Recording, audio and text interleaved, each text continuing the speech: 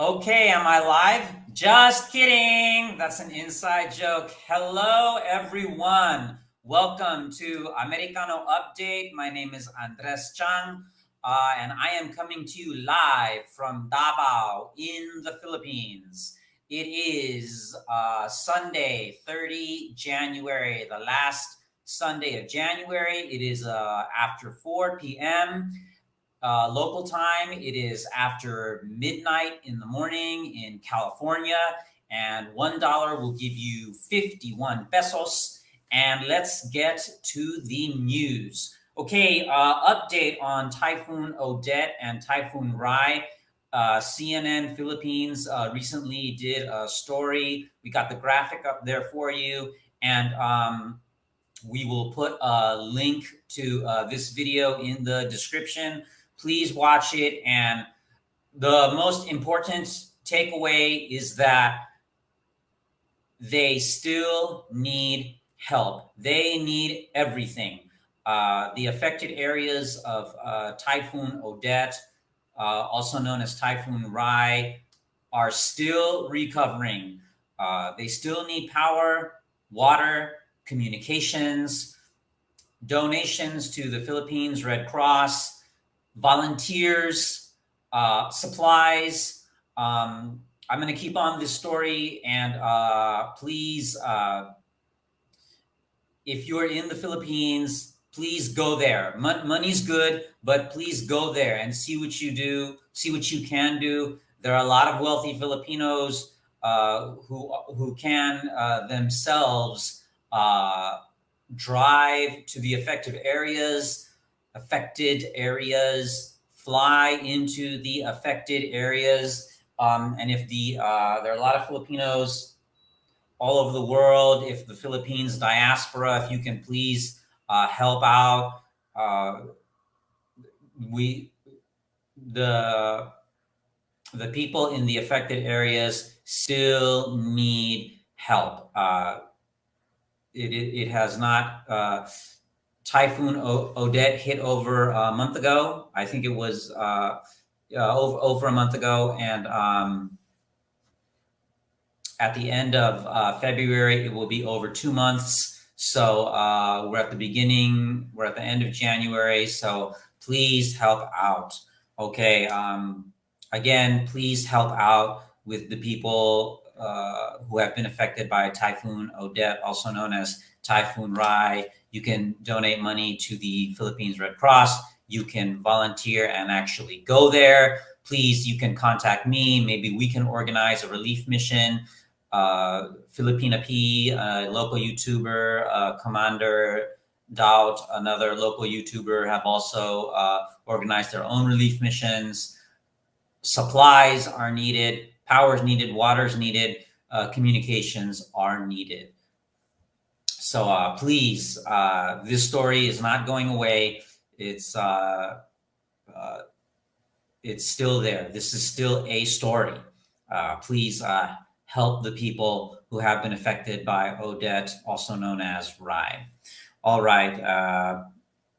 Before I get too repetitive, let's go on to the next story. So next, well, just before I go on to the next story, sorry about last week. I wanted to do a show last week, but we were unable to.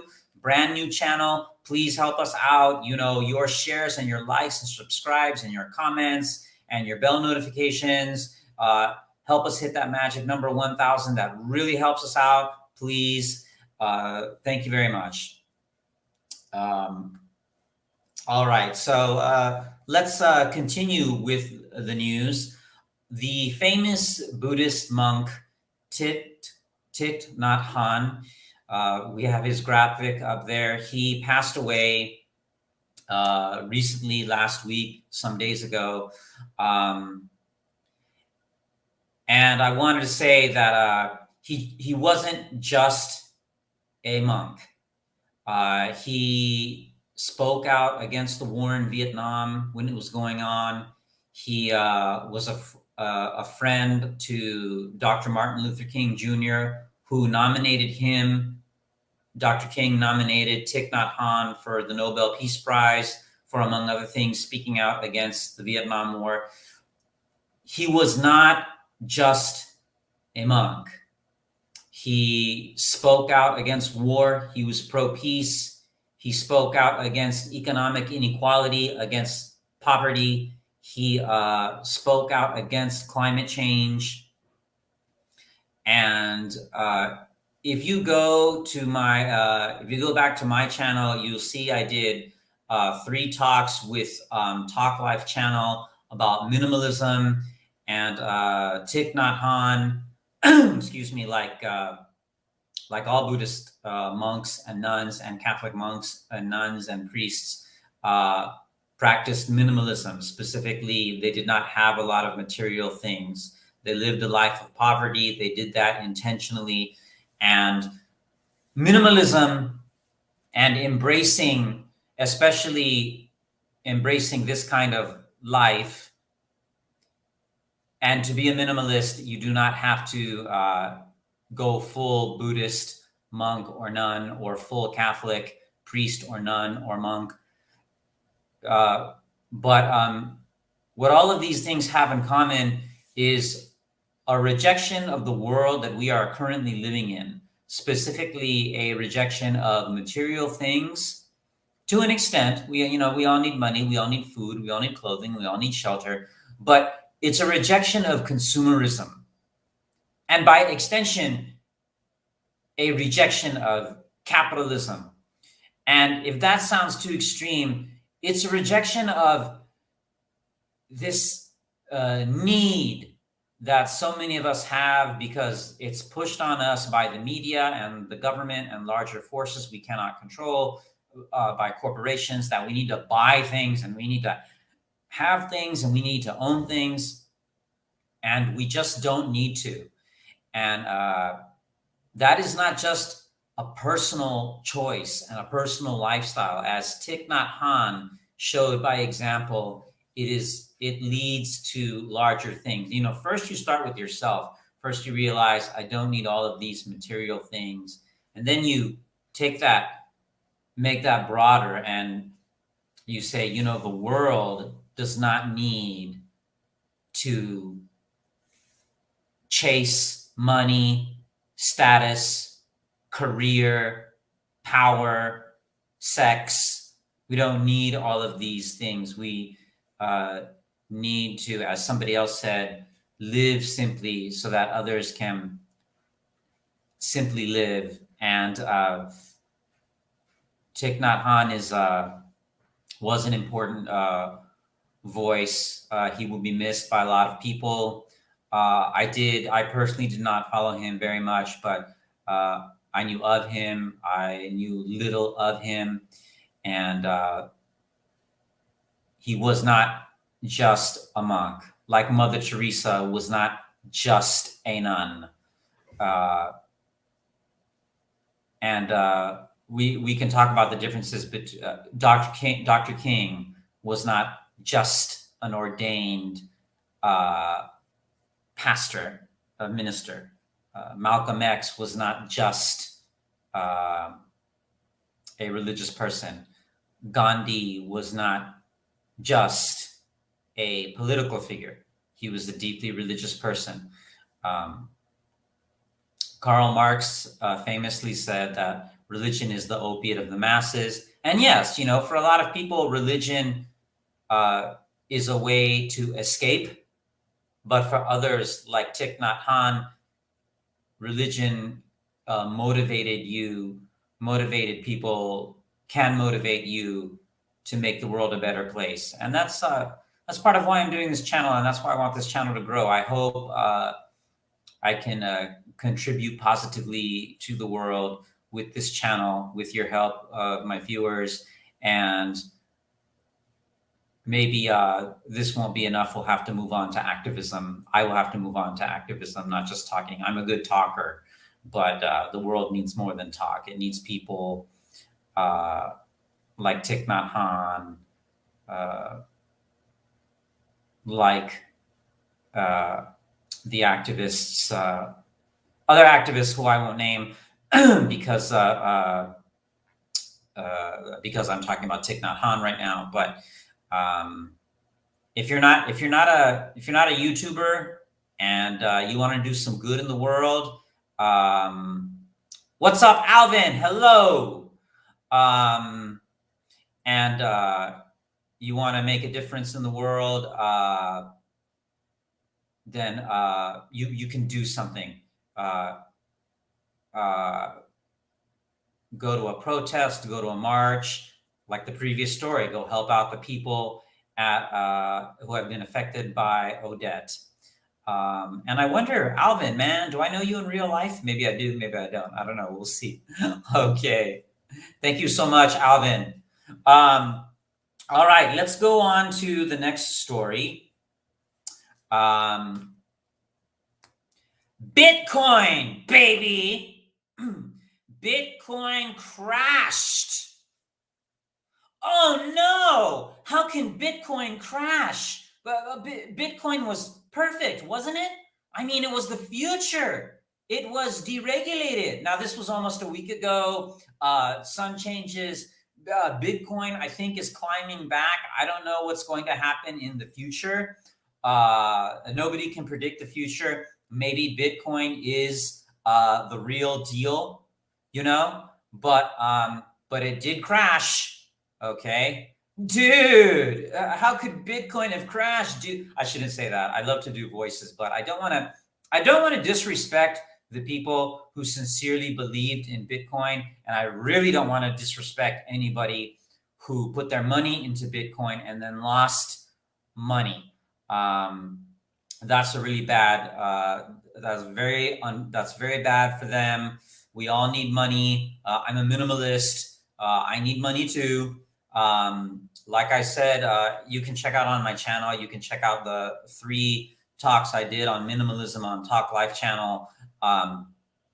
Full disclosure, I do want to be rich and famous, but the reason why I want to be rich is because I don't want to worry about money. And the reason why I want to be famous is because I want to do good. People listen to rich and famous people, and I want to do good. I want to talk about Odette. I want to talk about what I'm talking about now, Bitcoin, because there's a much larger issue going on here with Bitcoin.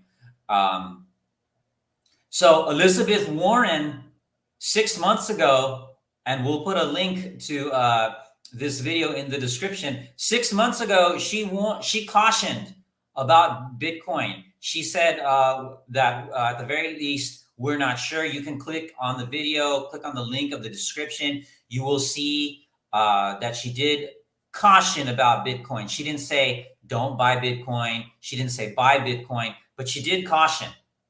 This is brand new. We're not sure what's happening. You can't be sure with anything that's brand new. This channel is brand new. Hopefully it'll explode. Maybe it'll crash and burn.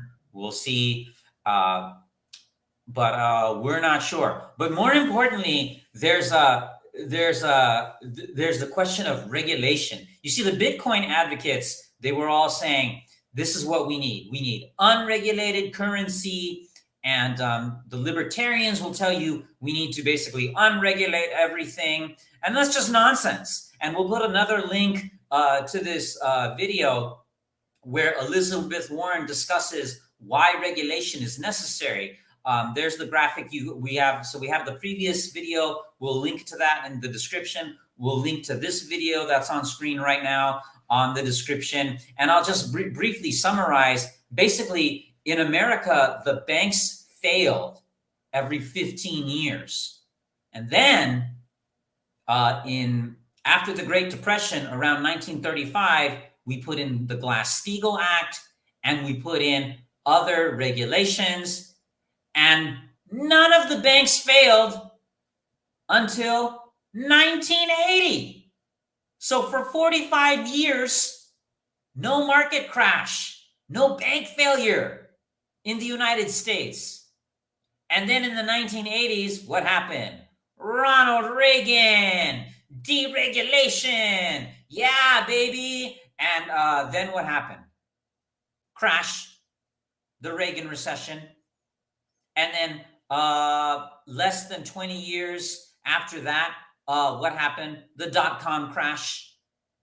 And then 6 or 7 years after that, what happened? The real estate crash. And then, if we go from 2008, well, it's been 13 years. Is this the crash? Is the Bitcoin crash the harbinger of the next crash? Another crash should be happening. But the market doesn't need regulation. Yes, it does. And Elizabeth Warren points this out. She's a Harvard economist. These Bitcoin advocates, who were they? You know, you see them all the time in the YouTube comments, you know, of random videos. Even when they're not talking at all about finance, somebody comments, "Oh, you should put money into Bitcoin." I know this one girl, she knows who I'm talking about. I won't say your name, but she said her boyfriend lost or got $100 on Bitcoin, something. Anyway, the point is, we need regulation. You know, this is not a game. These are people's lives we're talking about. When people lose money, that affects their lives. You know, there's a great scene in the movie The Big Short where Brad Pitt says that every time the unemployment goes up, something like the number of suicides go up, something like that. So look, we are talking about people's lives, okay? And now, speaking of The Big Short, here's what I think happened. Now, this is just opinion. Here's what I think happened. I'll bet you somebody saw this coming. I'll bet you they didn't know when. They didn't know that Bitcoin was going to crash on the day that they did. But I'll bet you somebody said, you know what? Bitcoin is going to crash. And they probably made some hedges or some bets against Bitcoin. And now they won those bets, and now they're probably making a lot of money. That's what happened in the movie The Big Short. These investors, they realized there is a real estate bubble. And they bet against it. And of course, all these people took those bets because they thought real estate never crashes. I remember, you know, when I was a teenager in the 90s, I was 13 in 1990, so the 90s were my teens. Everybody was saying, or a lot of people were saying, real estate is guaranteed. You know, you buy a house, of course it's going to rise in value. Real estate, the thing that supposedly could never ever crash, it crashed. And a few people saw it coming. So this can be seen. And we need to regulate the market, not control it completely. We have to give it some freedom. We have to give it some regulation too. I remember I was in a college class, and this was the big defense of capitalism. I was in college, and a classmate of mine in a class said, in capitalism, there's a risk. That's a defense of capitalism? That it's risky? Something risky is good? Good equals risky? Risky equals good?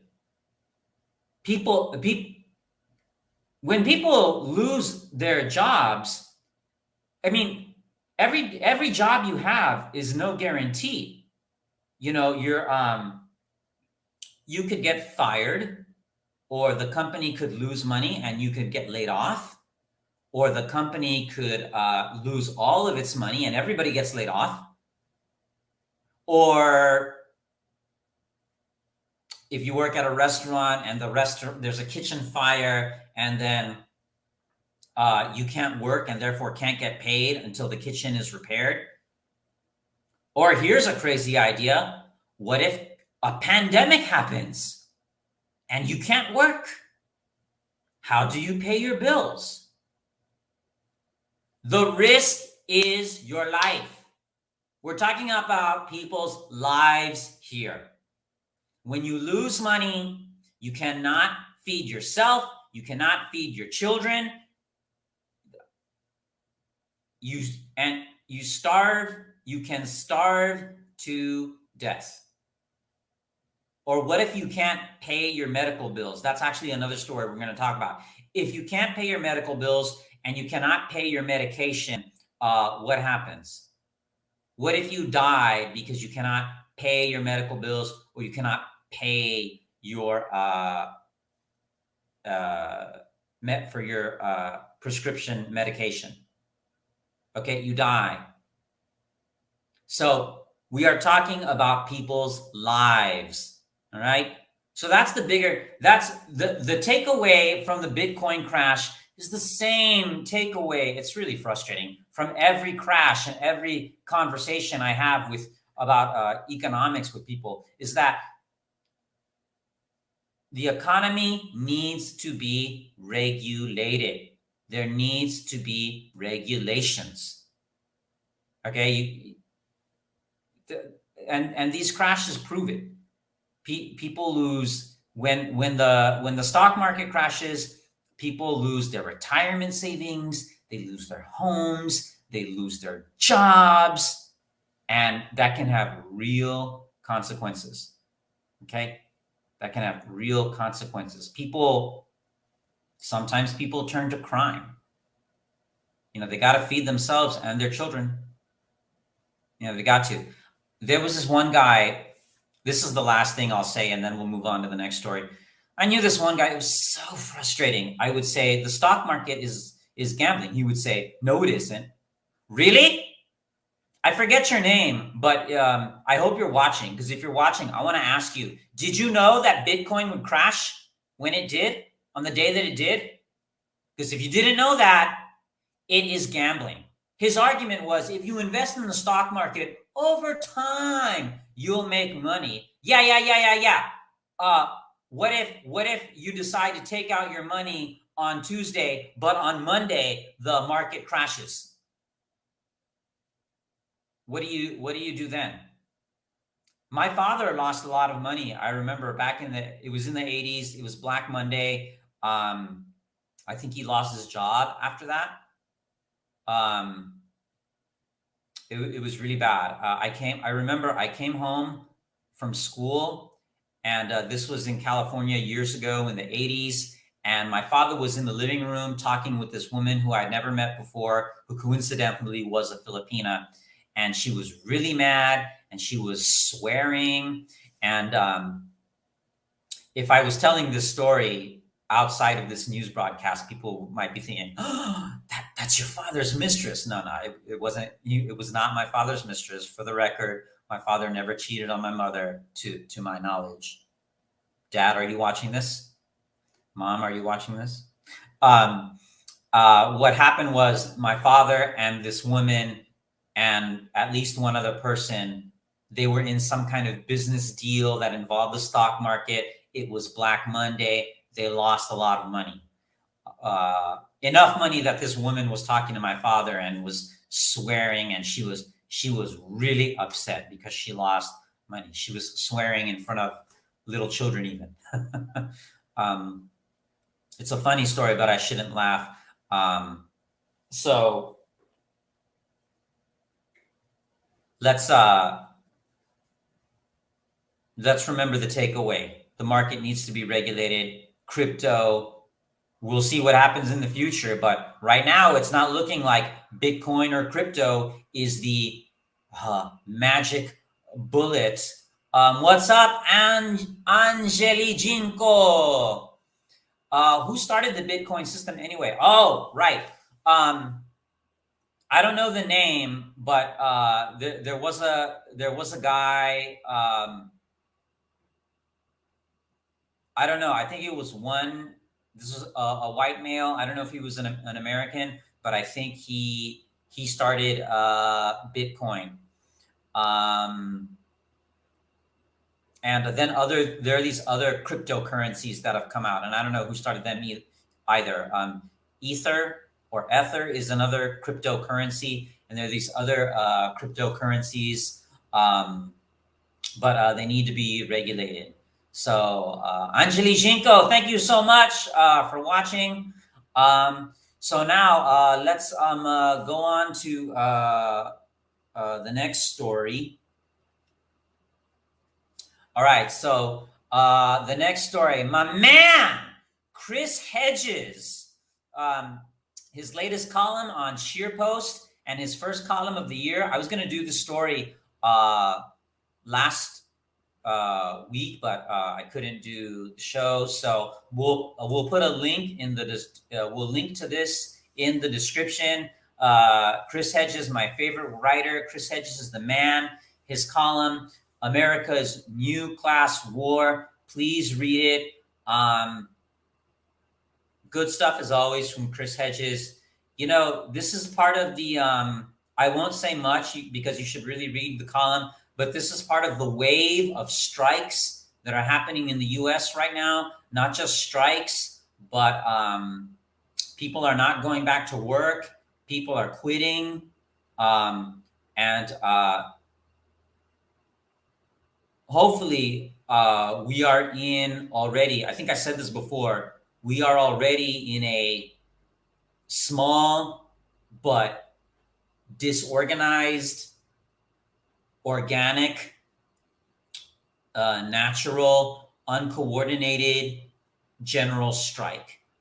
And people are just saying enough. I'm tired of this. I'm tired of working so much and I'm being away from my family, my children, and I still don't have enough money. I'd rather be poor with my family and have more time with my family than be poor and working and have no time with my family. So hopefully America is going to get its act together. At the very least, we've got to have healthcare for everybody. We really do. We need health insurance for everybody. Everybody already has health insurance in Canada and Europe and Japan. I'm just, you know, I was a few years ago, I was in Taiwan and I was talking about this healthcare issue, and somebody in the audience says, "Oh, I'm a Trump supporter. I disagreed with everything you said. It's not true. There's no healthcare in America. There's no public healthcare in America. The private sector provides healthcare." Yeah. The private sector does provide healthcare, but the result is that Americans don't have healthcare. They don't have health insurance because it's too expensive. So then the result is they don't have healthcare. They don't see a doctor. They don't buy their medicine. We're going to come to a story about that later in this video. So hopefully all of us are realizing the economy is not working. In America, we'll all realize the economy is not working. We need to fix the economy so that it works for all of us, you know?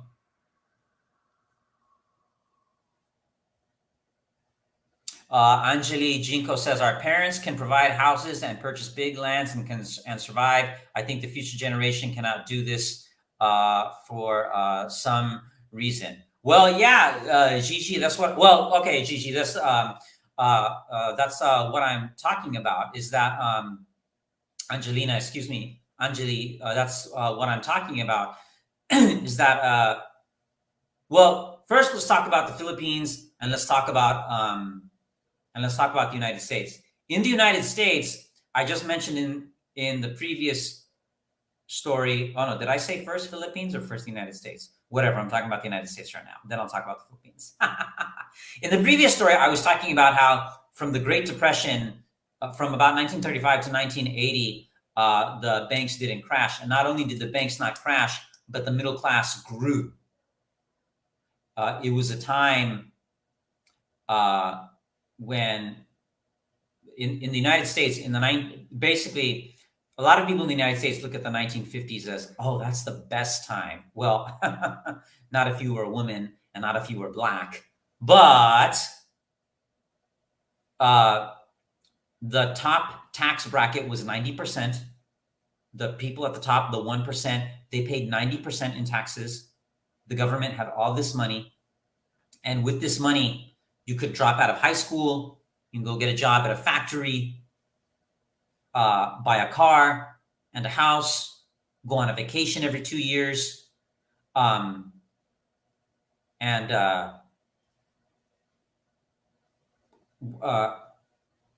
your kids could go to college. You could pay for your kids to go to college, and your kids could do better. Then we started deregulating, and along with the deregulating that happened in the 80s, that's when the middle class started to go away in America. I'm always telling people, I live here in the Philippines. I'm always telling people in the Philippines, don't go to America. That's not the land of opportunity. If you're going to be a OFW, overseas foreign worker, that's what we call them here in the Philippines, go somewhere else. Okay, so what's wrong with the Philippines? Well, with the Philippines, it's always been this way. With many poor countries, including the country I was born in, Guatemala, there's a lot of, I don't know what the correct term is, but there are three terms: third world, developing, or poor. So third world country or developing country or a poor country like the Philippines, like Guatemala. There's just so much corruption, and there's just so little opportunity. Yes, some people are able to buy land, pass it on to their kids, but that's not the case for the majority of Filipinos, which is why so many Filipinos leave to go find work. That's why so many Guatemalans leave, because they need to go find work. So that's the situation in the Philippines and the United States. So please check out this column by Chris Hedges. Read it. We'll link to it in the description. When I started this channel, I didn't know I would do this, but I'm just loading up the description with links because I think it's very important that people read and get their information, go find it. So yeah, go check this out. And now let's move on to the next story. Okay. So the next story is about Julian Assange. I think we're going to link three ladies and gentle germ. Three links to 3 different videos. Okay, that's 3 links is so powerful that you lost my image for a second there. Did you see that? Did that happen? That's how powerful it was. 3. You lost me for a second there. But again, there's my man. There's both of my men. There's Chris Hedges. There's another video that's Lee Camp. That is not Jesus Christ. That is Lee Camp.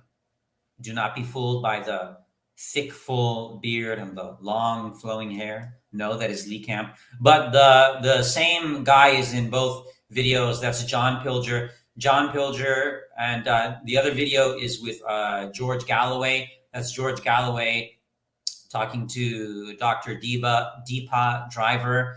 And all these 3 videos, they're all talking about Julian Assange. And who is Julian Assange? So just to summarize the Julian Assange story, Julian Assange is an Australian citizen. He started WikiLeaks, which is based in Sweden, and he exposes secrets from all over the world. People send him secrets. He puts them on his site, and they're exposed. And one of the things that he exposed was U.S. soldiers in Iraq during the Iraq War opening fire on unarmed civilians. And when they did that, the British government arrested him. They put him in Belmarsh prison, and they broke him mentally and physically. He's lost a lot of weight. He's called the suicide hotline number.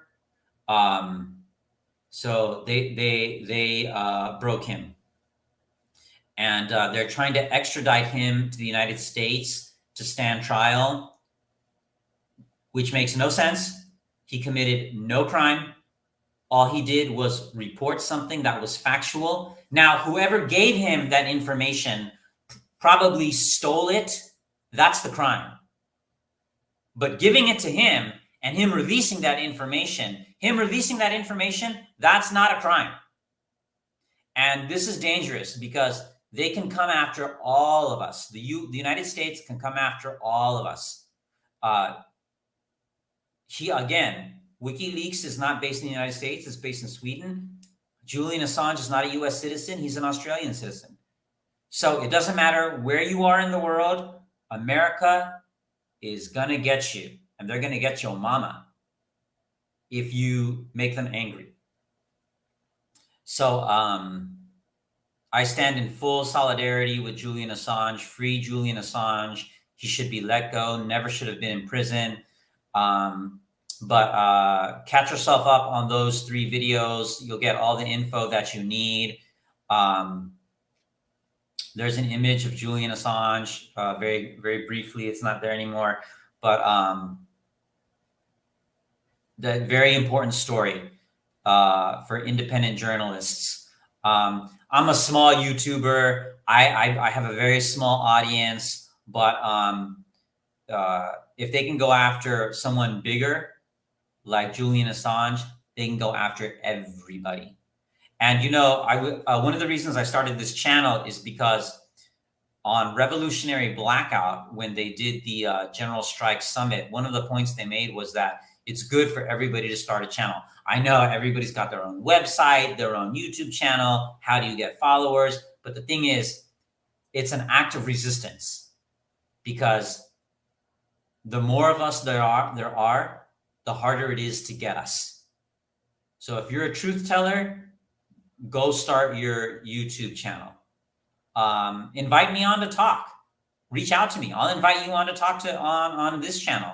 And if you're not a talker, then go out there, and after you read Chris Hedges' column about the class warfare, go find where a strike is happening and go join them and go help them out. There's Julian Assange. So we'll see what happens to him. They've already broken him mentally and physically.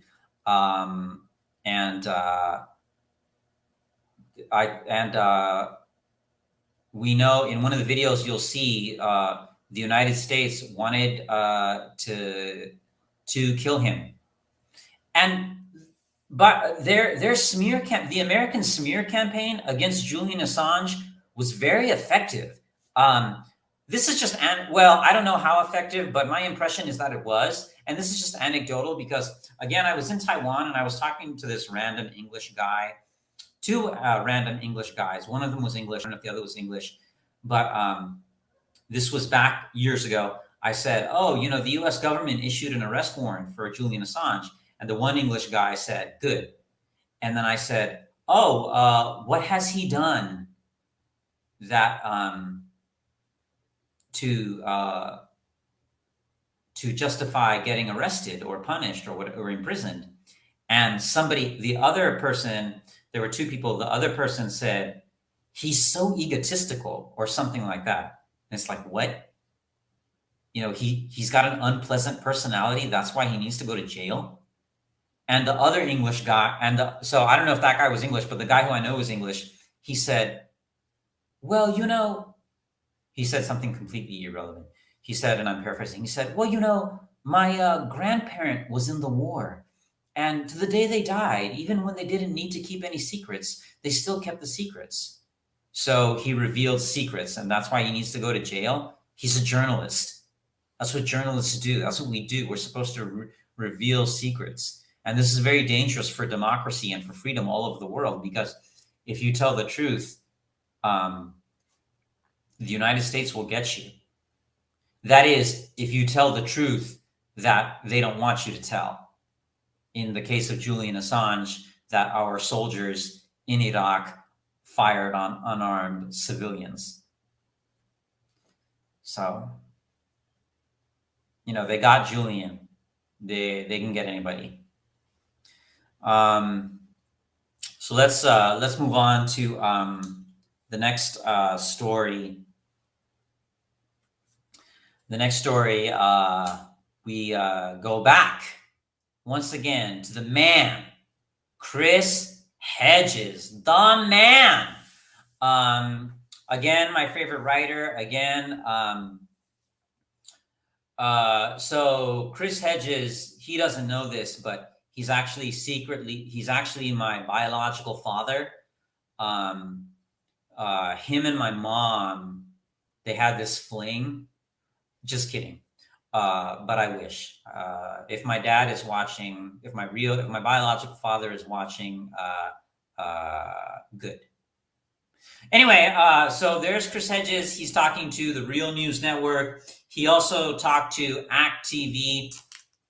And I'll just say, if you want, there he is talking to ACT TV. If you want to know what's happening in America, in the world right now, like if you just want to catch up, get up to speed before you go on to other things, watch these two videos. And Chris Hedges, man, he will bring you up to speed. Chris Hedges, he's not very technical. Like in this interview with ACT TV, the lighting is very bad. It's worse than my lighting, which, whoa, you know that's bad.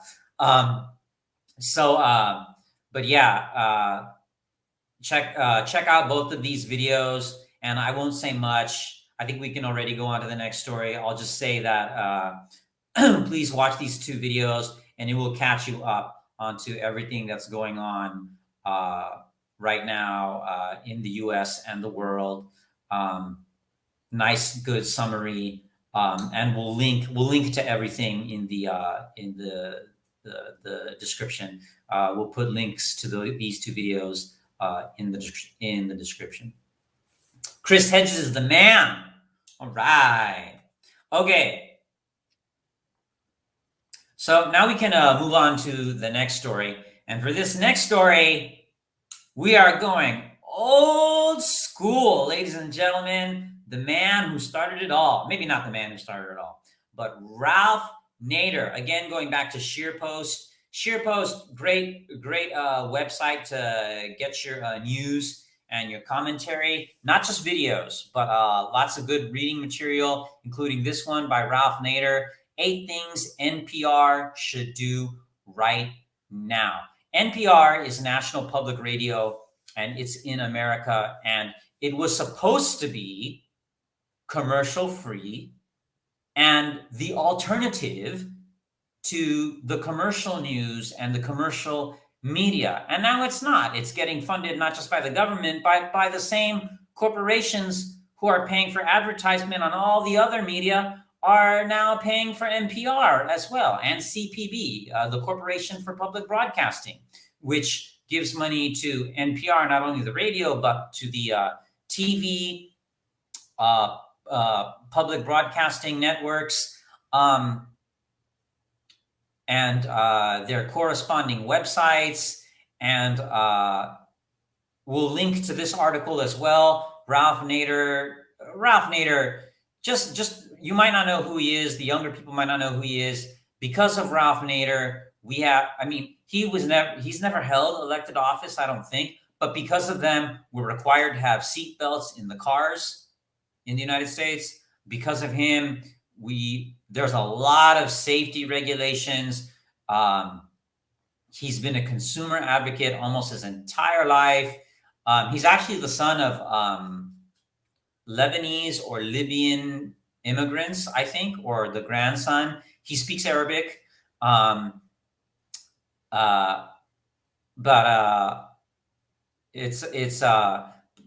anyway, read this article.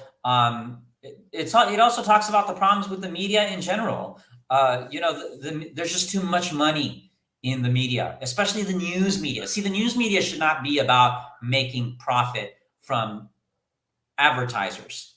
It should be about telling the truth and reporting the news. And that's why we need at least one radio network nationwide, TV network nationwide, with maybe the same. We need it. We should have. Here's my suggestion.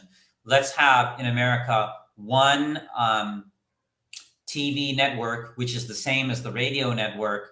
So so everything that's on TV is the same on the corresponding radio stations, the corresponding TV stations, the corresponding podcasts, YouTube channels, etc., or as we say here in the Philippines, etc. That is nonprofit, completely nonprofit. So it's always funded, and it just tells the truth. That's what we need. All right. So check that out. We'll link to it in the description. Great stuff. Scheerpost, great website. Great stuff by Chris Hedges and Ralph Nader, and other good material on Scheerpost. All right. Let's move on to the next story. The next story. There he is again. Same guy that I mentioned before. Oh, that's the right video, but the wrong text. If we could change that. So that's Lee Camp on from Redacted tonight, and which is also on RT. Chris Hedges is also on RT. George Galloway is also on RT. There it is, Redacted tonight with Lee Camp. Project Censored. He talks about the most censored stories of 2021. Kind of like it's the end of January, but we're still wrapping up 2021. Kind of like a year in review for 2021. But these are censored stories. Stories that were not given, either censored because the media ignores them. When the media does not report something, it effectively is censoring. And one of the stories, I'll only mention one, which I'll mention two.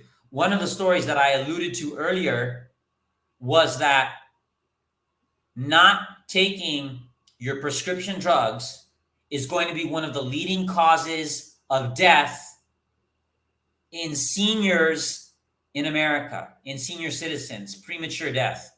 Why? Because like I mentioned before, they can't afford their prescription medication. And again, this goes back to what I talked about before, how there's no health care in America, but there is in Canada and Europe and Japan. And I mentioned that before. It's so frustrating sometimes doing this channel because and just talking to people and reading the news and watching the news and getting in fights in the comments sections on YouTube videos because people just, it's just so obvious to me what the solution needs to be. You know, we need to give everyone health care and so many other things. But that's one of the stories on Project Censored. We'll link to this video. Lots of links because we love you all very much. And the other story was, which we also talked about and which I also talked about, is the labor strikes that are happening in America. These are some of the largest numbers of strikes that we've had in our country's history. Maybe not the largest number, but it's up there. So I hope we are in a revolutionary moment. Like I mentioned before, we are probably already in a organic, uncoordinated, disorganized general strike. With the strikes, people quitting, people not returning to work, even now that their boss says COVID's under control, you can come back to work. People are still not returning to work. So those covered. So much news today. It's overloading everything. You see, you lost me again for a second there. I don't know if you guys saw that, but I did. Anyway, so we'll link to this in the description. Please check it out. Very informative. RT is another, RT has something. RT has at least two people on there who should not be on any platform, in my opinion. I'm not saying censor them. I'm just saying that RT should deplatform them, and don't worry, they'll probably be okay. They'll probably find something else. All right, so let's move on to the next story. Again, Ralphie the Nader. Here in this story, another piece by Ralph Nader, also on Scheerpost, but this is different. Ralph Nader talks about the reporter Morton Mintz, who has had a long career exposing corruption. And Morton Mintz is 100 years old, still alive. I don't know if he retired, but terrific piece. Read about how Morton Mintz is an old school journalist who was just telling the truth, just reporting about corruption. And we need a lot more of that. We do not need celebrity gossip. There's plenty of that already. We need more reading. That's why that's why I try to find stuff for you, my viewers, not just to view but to read. So this is a terrific story about Morton Mintz and his long career in exposing corruption. Check it out. I won't say much, but it looks like somebody's life. One of the stories he covers talks about somebody's life getting in danger just because they're telling the truth. I won't spoil which story it was. It's not Julian Assange. It's a different reporter. It's an older story. But that's still happening. I mean, Julian Assange, his life is in danger. You know, he'll probably die if he'll go to a U.S. prison. The U.S. Did want to assassinate him. Anyway, so link to this. Oh, my pen is messing up. Link to this story in. We'll link to this story. I guess I'll have to fix my pen later. Yikes. We'll link to this story in the description. I fixed my pen. Wow, that's how great I am. Does anybody want me to hire them to fix their pen? No, not that pen. This pen. I'm sorry, I couldn't resist. Okay, so yeah, check out that link to Ralph Nader's story, and good read, another good read. All right, let's move on to the next story. So it's Sunday in the Philippines, and on Tuesday we'll be celebrating Chinese New Year here in the Philippines, or the Lunar New Year, and in Vietnam it's called Tet. They celebrate it also, and I'll put a link to two movies about the Vietnam War and the Tet Offensive. Or just the Vietnam War, but I'll put a link to two different movies. They're both free. They're both on YouTube. You can watch them. They are very informative. And I'll just tell you about the Tet Offensive, which will not spoil these two movies. I'll link to them in the description. We'll link to them in the description. What was the Tet Offensive? Well, during the Vietnam War, when America was at war with Vietnam, the communist North Vietnam did the Tet Offensive. So Lunar New Year, Chinese New Year, they launched an attack on many different cities in South Vietnam, which was the ally of the United States. And it was the turning point in the war. I don't know if it was the turning point in the war, but it was certainly a very important point in the war. It was very important. They actually broke into the U.S. embassy, and U.S. troops were outside the U.S. embassy, firing into the U.S. embassy at the enemy who was occupying the U.S. embassy. It was it was a big, one of the biggest battles.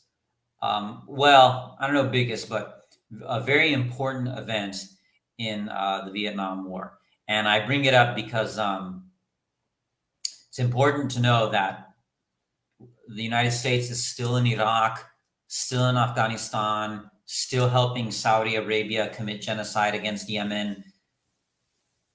I don't know what's going to happen with Russia and Ukraine, but the United States, I mean, the Cold War is over.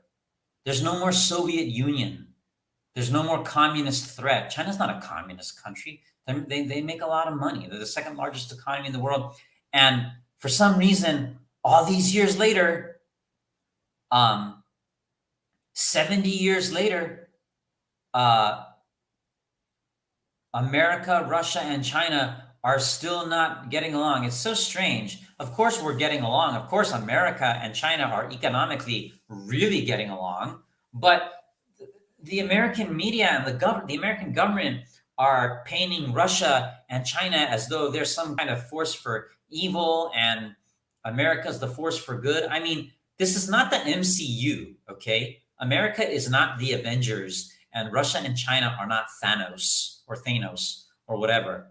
Okay, it's just so strange what they're doing. But hey, that's what's going on. So anyway, it's very important in these festivities. I know we want to celebrate. A lot of us want to celebrate Chinese New Year, the Lunar New Year. We should also never forget about the Tet Offensive during the Vietnam War. And so I think, we can move on now to the next and last story. So the last story. Wow, this is awesome. I was gonna go low tech because I do have this book on my shelf, and I have read it. I'm not lying. But I decided not to go low tech this time. We decided not to go low tech this time. This is a book I highly recommend. I have read it. It's called The Division of Light and Power by Dennis Kucinich.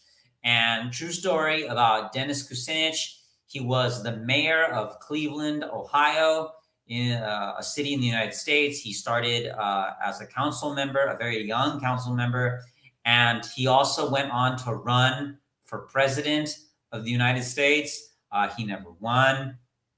But it was yes, I remember. It was no, wait, what was it? Yes, it was, well, first, go buy this book, go read it. It's about how he tries to fight corruption in the city of Cleveland, Ohio. There was a lot of corruption, a lot of organized crime, the mob, the mafia. He was even targeted for assassination. The police told him, you have to wear body armor when you go out in public because we think the mob, we believe the mob we think the mob has targeted you. It's a terrific book to read. So please read the book. In fact, when Dennis Kucinich ran for president in 2004, he did not get the Democratic Party nomination. In part because, in part because he's personally pro-life. That means he thinks abortion should be illegal. But he would have been pro-choice as president.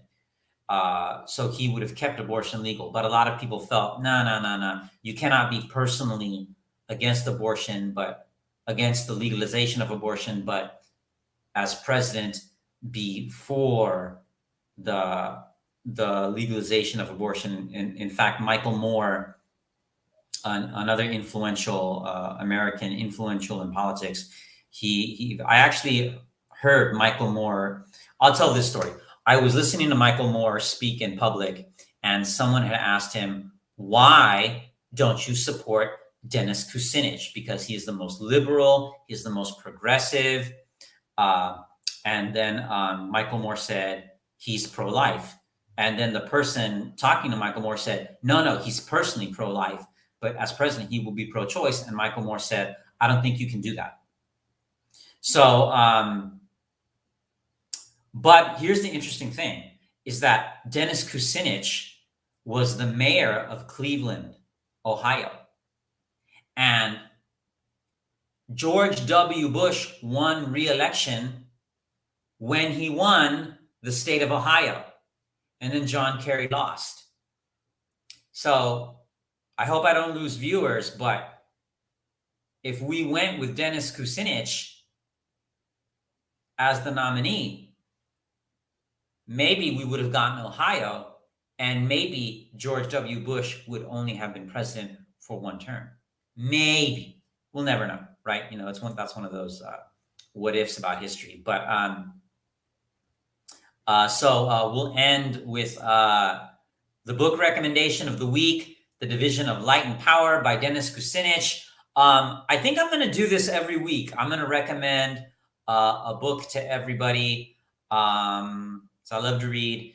And